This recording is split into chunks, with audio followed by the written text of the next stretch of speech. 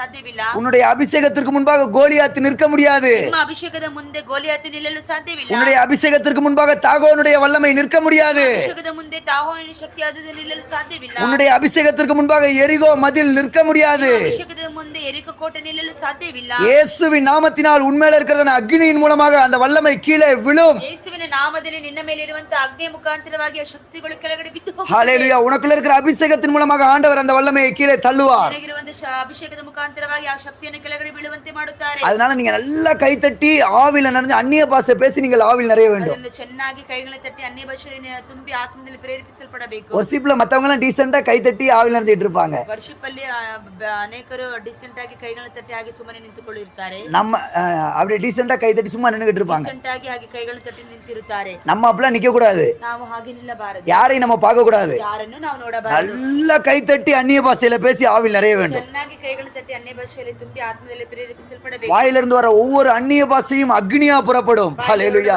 ಒಂದೊಂದು ಅನ್ಯ ಭಾಷೆ ಬೆಂಕಿಯಾಗಿ ಹೊರಡುತ್ತದೆ. அப்போஸ்தலர் 2வது அதிகாரத்துல வந்துச்சா இல்லையா?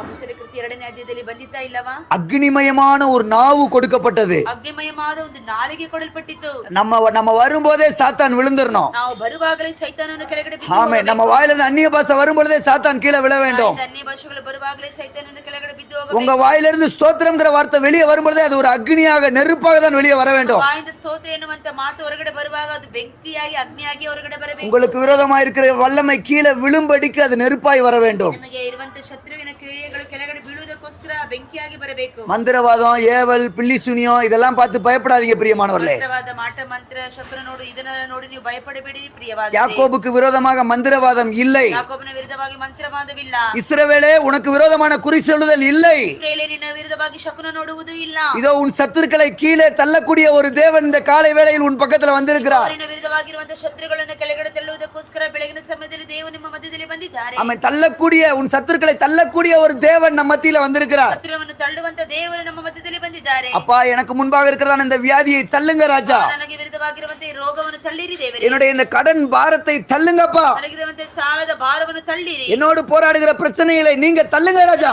ಇವರು ವಿರುದ್ಧವಾಗಿರುವಂತ ಸಮಸ್ಯೆಗಳನ್ನು ತಳ್ಳಿರಿ. எரேமியா 46:15 படி ಯೆರೆಮೀಯ 46:15 ಪ್ರಕಾರವಾಗಿ கர்த்தர் தள்ளுனா அந்த வல்லமை உங்களுக்கு முன்னால நிக்காது. ಕರ್ತನು ತಳ್ಳುವುದಾದರೆ ಆ ಶಕ್ತಿ ನಿಮ್ಮ ಮುಂದೆ ನಿಲ್ಲಲು ಸಾಧ್ಯವಿಲ್ಲ. ஆமென். ஆண்டவர் இன்னைக்கு அந்த வல்லமையை தள்ளட்டும். ದೇವರ ಶಕ್ತಿಯನ್ನು ಇವತ್ತು ತಳ್ಳಲಿ. ஆண்டவருடைய அபிஷேகம் அந்த வல்லமையை தள்ளட்டும். ದೇವರ ಅಭಿಷೇಕ ಆ ಶಕ್ತಿಯನ್ನು ತಳ್ಳಲಿ. இனி நீங்க அதை பார்க்க கூடாது. ನೀವು ಅದನ್ನು ನೋಡಬಾರದು. அந்த செப்பனியா 3வது அதிகாரம் செப்பனியா 3:15 கடைசி வார்த்தை அதான். ಜೆಫನ್ಯ 3:15 ಕೊನೆಯ ವಾಕ್ಯ ಅದಾಗಿದೆ. அதை ஒரு தடவை படிங்க பார்க்கலாம்.